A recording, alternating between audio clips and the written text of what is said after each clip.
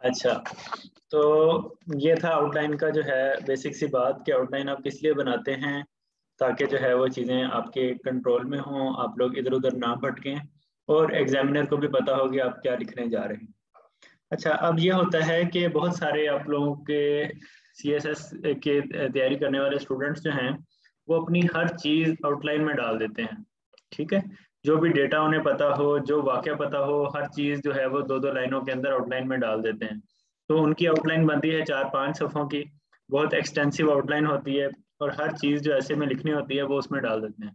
ठीक है, बहुत सारे लोग इसको अच्छी अप्रोच कहते हैं, लेकिन ये सबका पर्सन टू पर्सन डिपेंड करता है। ठीक है, क्योंकि हर केस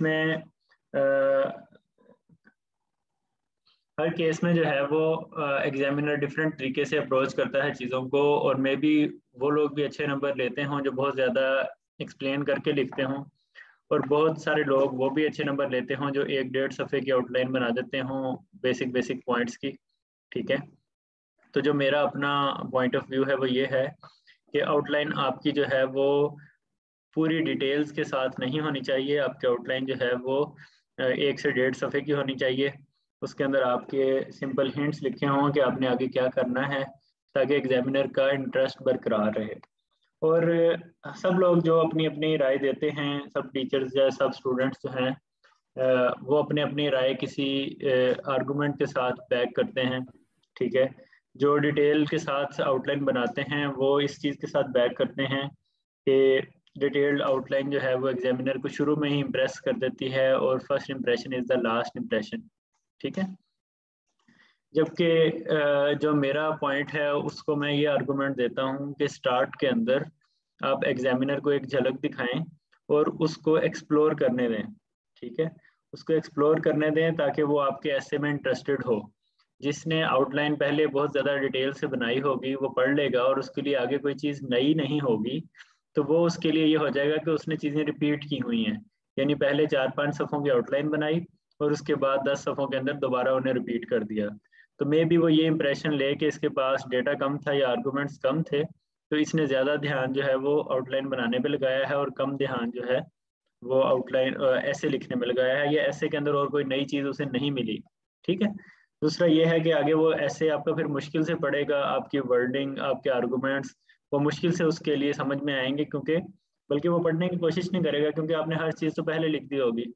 तो वो आप उसे ज़्यादा तरीकों से इम्प्रेस नहीं कर सकेंगे, आपके पास फिर एक ही तरीका रह जाएगा कि आउटलाइन आपने बड़ी सी बनाई हुई है।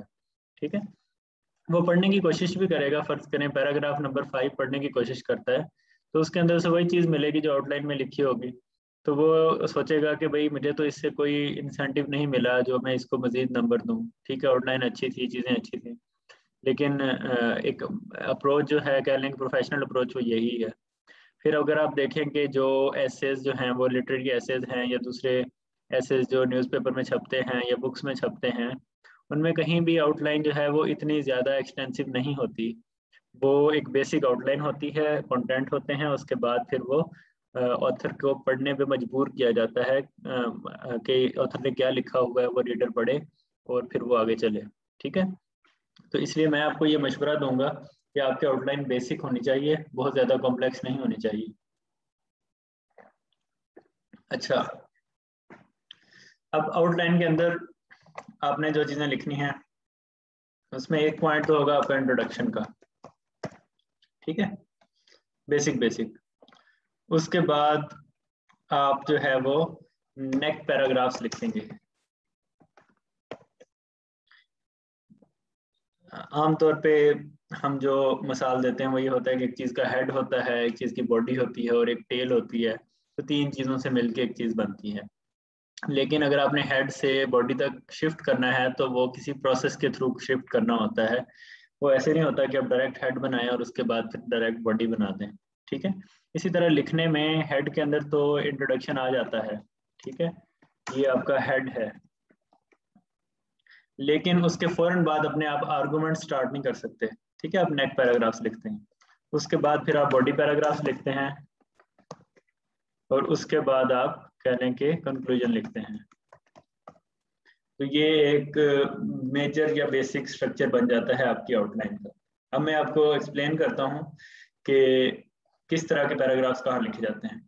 इंट्रोडक्शन की आप हेडिंग देंगे, ठीक है, और इंट्रोडक्शन के लिए आप इंट्रोडक्शन के नीचे आएंगे और आप लिखेंगे thesis statement.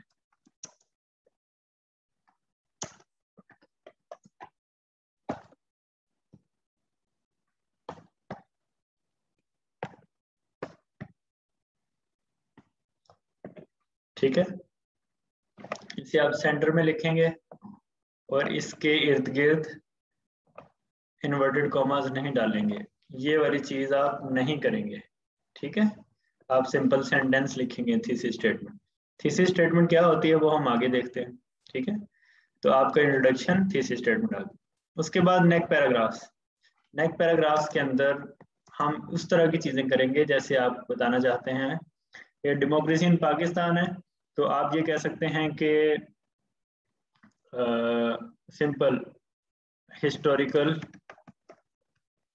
Overview of democracy in Pakistan.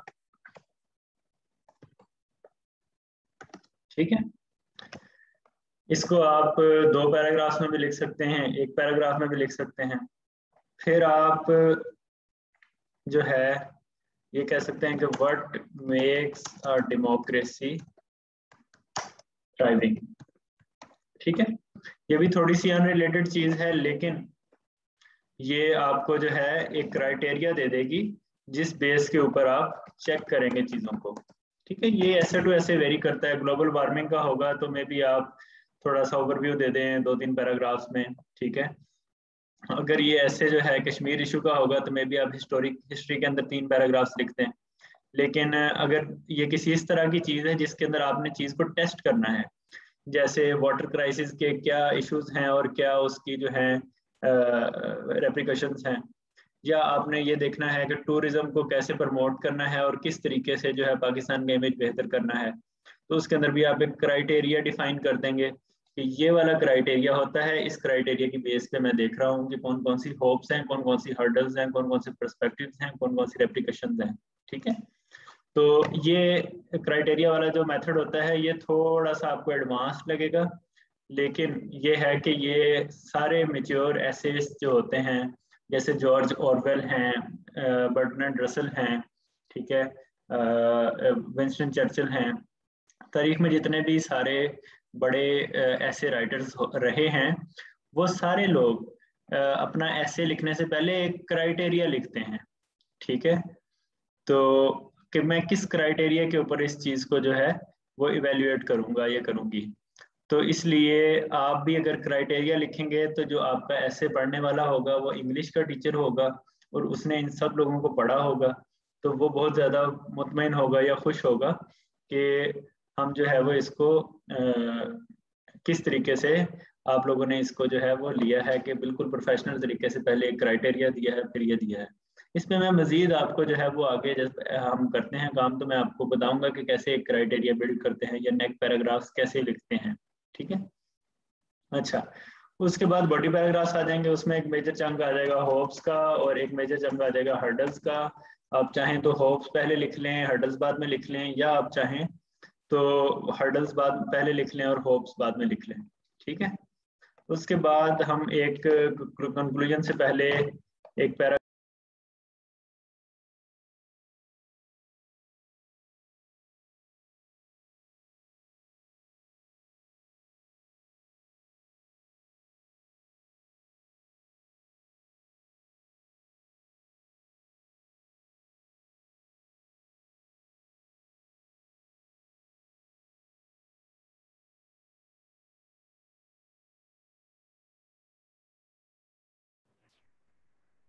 Sorry, your mic is muted.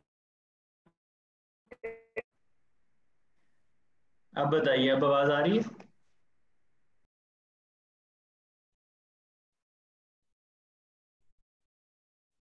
Hello,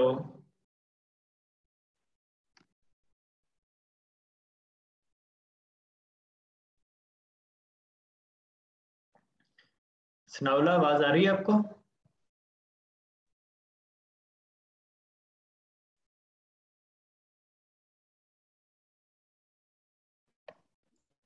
ji sir आ रही है बस।